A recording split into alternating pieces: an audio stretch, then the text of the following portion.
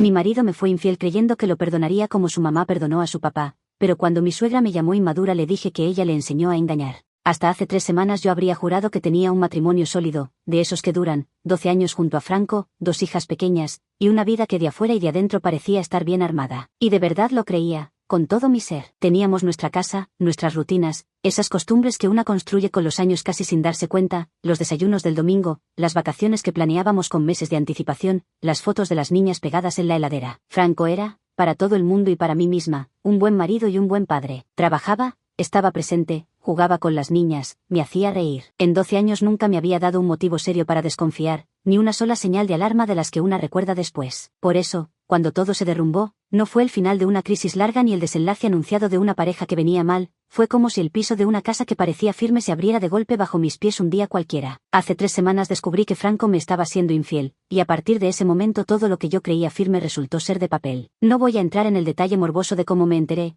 porque no es lo importante y porque todavía me cuesta, pero fue de esas pruebas que no dejan lugar a la duda. Lo que sí importa, y es la razón por la que escribo, es lo que hice esa misma tarde y lo que pasó después con su madre, porque según la familia de Franco yo me convertí, de un día para el otro, en el monstruo de esta historia. Esa tarde, con la prueba de la infidelidad delante de mis ojos, hice algo que sorprendió a todos los que me conocen, aunque a mí no me sorprendió en absoluto, porque siempre fui así. Nunca fui una mujer de escándalos, no soy de gritar, no soy de tirar platos, no soy de armar una escena. Soy más bien de las que se quedan calladas, observan, procesan, y solo después, cuando ya lo tienen todo claro, actúan. Y por eso, no sentí el impulso de correr a buscar a Franco para gritarle, ni de llamarlo para escuchar sus explicaciones, ni de hacer ninguna de las cosas que se supone que una hace en ese momento. Lo que sentí fue una claridad fría, casi quirúrgica, como si una parte de mí que llevaba años dormida se despertara de golpe y me dijera, con total tranquilidad, que esto se había terminado. Me senté en el borde de la cama y me quedé un rato largo mirando la pared, esperando el llanto, esperando la crisis, esperando ese derrumbe que una imagina que viene en estos momentos. Pero no vino. En su lugar vino una pregunta muy simple que me hice a mí misma, y fue si yo quería pasar el resto de mi vida al lado de un hombre que había sido capaz de hacerme esto. La respuesta apareció sola, inmediata, sin dudas. No, no quería, ni un día más. Y una vez que tuve esa respuesta, todo lo demás fue cuestión de logística, de maletas, de papeles, de organizar la vida nueva. La gran decisión, la de fondo, la había tomado mi cuerpo antes que mi cabeza, en ese instante de claridad sentada en el borde de la cama. Todo lo que vino después fue simplemente ejecutar lo que ya estaba decidido. Así que no lo confronté. Que quede claro, porque esto es lo que más le costó entender a todo el mundo después. Yo no entré en su oficina a los gritos, no le mostré la prueba, no le exigí explicaciones, no le di la oportunidad de armar su descargo. Mientras él estaba fuera, agarré 2 maletas, empaqué mis cosas y las de mis hijas, junté lo esencial, y cuando él volvió esa noche a casa simplemente le dije, con una calma que a mí misma me sorprendió, que nuestro matrimonio se había terminado. No le dije por qué, no le dije que sabía lo de la infidelidad, solo le dije que esto se acababa, que esperaba que pudiéramos manejar un divorcio civilizado y llegar a un buen acuerdo por las niñas, y que le avisaría dónde mandar los papeles. Lo dije sin levantar la voz,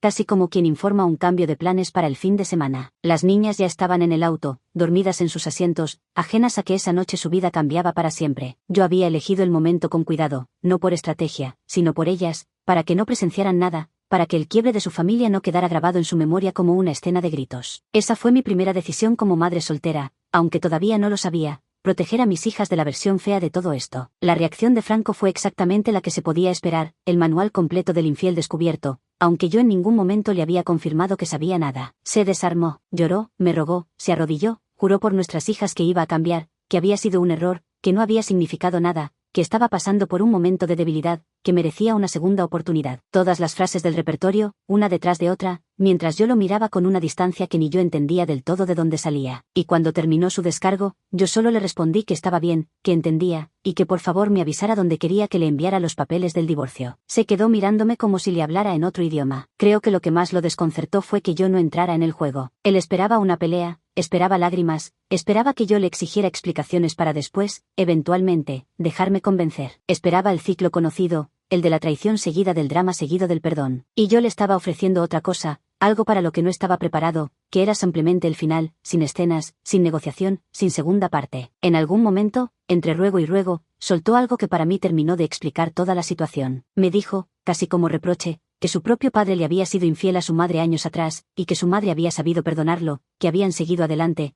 que su familia había permanecido unida a pesar de todo. Lo dijo como quien presenta un modelo a seguir, como diciéndome, mira, así se hacen las cosas en una familia de verdad, así se perdona. Y ahí entendí que esperaba de mí. Esperaba que yo fuera su madre. Esperaba que yo tragara, perdonara y siguiera, porque eso era lo que él había visto toda su vida que hacían las esposas. Y lo dijo, además, con un dejo de orgullo, como si la capacidad de su madre para perdonar fuera una virtud familiar que yo debía honrar, una tradición que se pasaba de generación en generación junto con las recetas y los apellidos. En su cabeza, una buena esposa era una esposa que aguantaba, y yo, al no aguantar, no solo lo estaba dejando a él, estaba traicionando todo un modelo de familia que para ellos era sagrado. Para Franco, la infidelidad no era el final de un matrimonio, era apenas un bache, un episodio incómodo que se atraviesa y se supera, porque así lo había aprendido en su casa. En su mapa mental, mi reacción correcta era el dolor seguido del perdón, y el hecho de que yo me saltara directamente al final, sin pasar por la estación del perdón, lo dejaba sin libreto. No sabía cómo actuar frente a una mujer que no estaba dispuesta a interpretar el papel que su madre había interpretado también durante décadas. Desde esa noche, mi comunicación con Franco se redujo a una sola cosa: las niñas. Cualquier mensaje que tuviera que ver con horarios, con la escuela, con la salud de nuestras hijas, con la logística de los días que pasarían con cada uno, lo respondía con la misma cortesía seca y eficiente. Cualquier otra cosa, cualquier intento de hablar de nosotros, de lo que había pasado, de lo que sentíamos, simplemente no lo respondía. Franco, mientras tanto, hacía lo posible por arrancarme una reacción. Me mandaba mensajes largos, cargados de sentimiento, me pedía por favor que solo habláramos, que le diera una hora, que nos sentáramos como adultos. Yo le contestaba que no había nada de qué hablar, y nada más. No por crueldad, sino porque era verdad. El momento de hablar había sido antes, mucho antes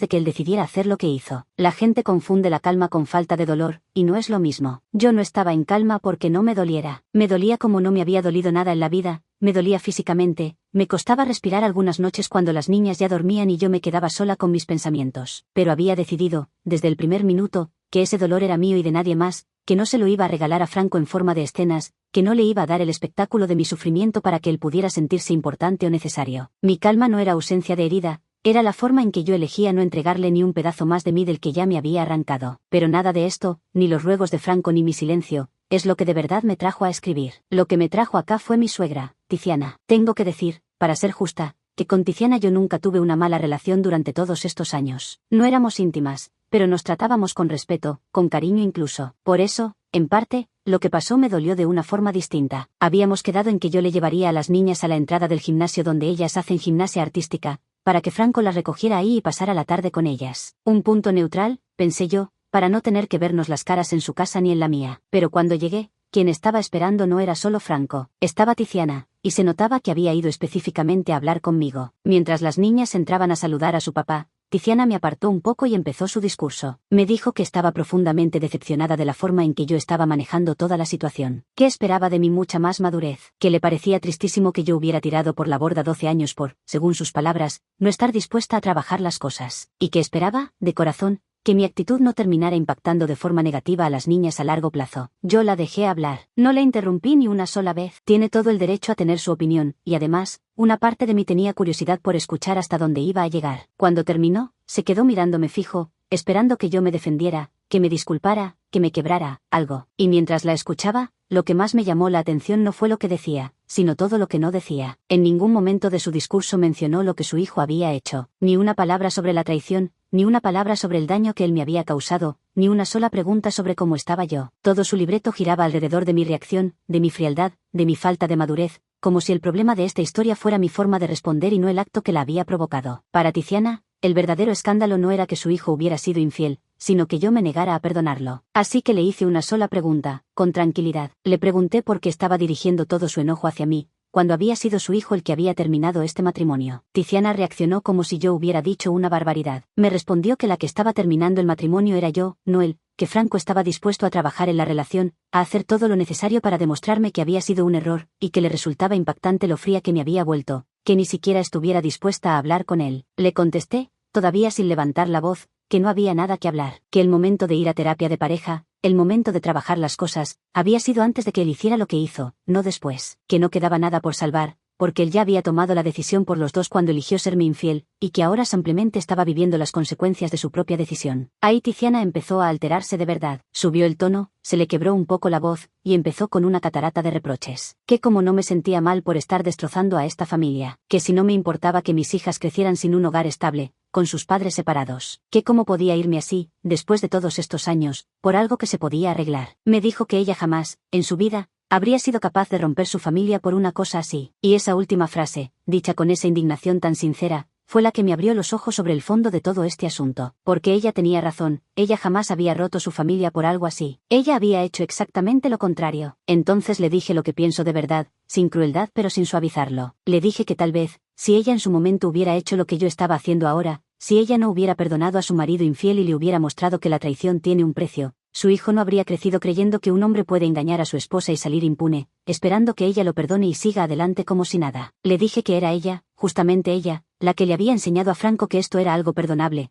algo de lo que uno se recupera, algo sin consecuencias reales, que el modelo que Franco estaba tratando de aplicar conmigo era el modelo que había visto funcionar en su propia casa, con su propia madre. Le dije que no la culpaba a ella por la decisión que tomó en su momento, que entendía que cada mujer enfrenta estas cosas como puede y como sabe, y que perdonar también es una elección válida. Pero le dije que no podía pretender que esa misma decisión que ella tomó por miedo, o por amor, o por lo que fuera, se convirtiera ahora en una obligación para mí, que su perdón de hace 30 años no me ataba a mí a perdonar hoy, y que si de algo servía toda esta conversación, era para que entendiera que su hijo no había salido de la nada, que los hombres que creen que pueden engañar sin perder nada se crían, se forman, aprenden mirando. Tiziana puso una cara que no me voy a olvidar nunca, una mezcla de sorpresa, dolor e indignación, como si le hubiera pegado una bofetada. Me dijo que yo estaba siendo un monstruo, innecesariamente cruel, que no hacía falta decir algo así, que estaba profundamente decepcionada de mí. En ese momento las niñas empezaron a volver hacia nosotras, así que corté la conversación en seco, porque lo último que quería era que mis hijas escucharan una sola palabra de todo eso. Le entregué a las niñas a Franco con la misma cortesía de siempre, les acomodé las mochilas, les recordé que se portaran bien y que las quería, me despedí de ellas con un beso en la frente, y me fui caminando hacia el auto sin apurarme, sintiendo la mirada de Tiziana clavada en mi espalda todo el trayecto. No miré atrás, y mientras manejaba de vuelta a casa, con las manos firmes en el volante y los ojos secos, no sentí culpa. Sentí, por primera vez en 3 semanas, que alguien por fin había escuchado en voz alta la verdad que nadie en esa familia quería nombrar. Actualización 1. Pasaron un par de semanas desde aquella tarde en el gimnasio. No había vuelto a escribir, pero estuve leyendo todo lo que me dejaron, respondiendo en silencio a algunos, y siento que les debo contar cómo siguió la cosa, porque pasaron bastantes cosas, sobre todo con el divorcio y con la actitud de Franco. Empiezo por lo más concreto, que es el divorcio. Después de la escena con su madre, algo cambió en Franco, pero no para bien. Durante los primeros días siguió en modo ruego, mandándome mensajes todavía más desesperados, como si la confrontación de su madre conmigo le hubiera hecho creer que el tema estaba caliente y había una oportunidad de removerlo. Le seguí respondiendo solo lo de las niñas. Pero entonces, de un día para el otro, el tono cambió por completo, y ahí entendí que la fase de las lágrimas se había terminado. Recibí un mensaje, ya no de Franco, sino de un abogado. Franco había contratado representación legal, y el mensaje venía con un tono completamente distinto al de sus súplicas. De repente, el hombre que 2 semanas atrás se arrodillaba jurando mi amor eterno ahora cuestionaba los acuerdos de custodia que yo había propuesto,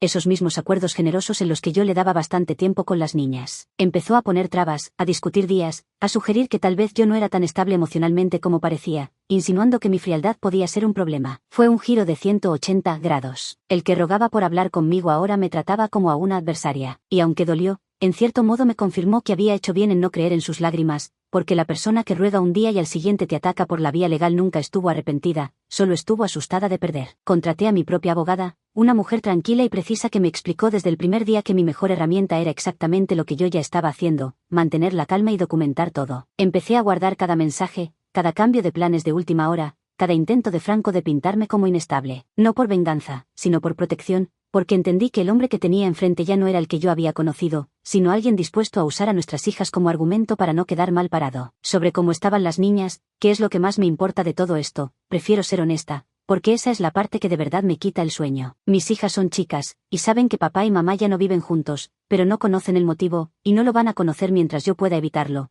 porque ese es un peso que no les corresponde cargar. Las veo confundidas, preguntan cosas, preguntan cuándo vamos a volver todos a la misma casa, preguntan si papá hizo algo malo, preguntan si fueron ellas las que hicieron algo, y cada una de esas preguntas es como una piedra en el pecho. A esa última pregunta, la de si fue culpa de ellas, le presto una atención especial, porque sé que los niños tienen esa tendencia terrible a cargar con responsabilidades que no son suyas, y me aseguro de desarmarla cada vez que aparece, de repetirles que esto es cosa de grandes y que ellas no tuvieron ni tendrán jamás nada que ver. Las veo seguras, las veo queridas, y me aseguro todos los días de que entiendan que esto no tiene nada que ver con ellas. Armé una rutina nueva para las dos, con sus horarios, sus comidas, sus rituales de antes de dormir, porque sé que en medio del caos lo que un niño más necesita es previsibilidad, saber que mañana va a pasar lo mismo que hoy. La mayor, que es más perceptiva, una noche me preguntó si yo estaba triste, y le dije la verdad a medias, que a veces sí, pero que estar triste no significa estar mal, y que ella no tenía que preocuparse por cuidarme a mí. La abracé hasta que se durmió. Esas son las conversaciones que de verdad importan, no las que tengo con Franco ni con su madre. Y sobre Tiziana, mucha gente quiso saber si volvió a aparecer, y la respuesta es que no, desde esa tarde no volvió a dirigirme la palabra. Me pregunto a veces si esa frase mía le quedó dando vueltas, o si simplemente decidió que yo no valía el esfuerzo. No lo sé. Lo que sí sé es que cada palabra que le dije era cierta,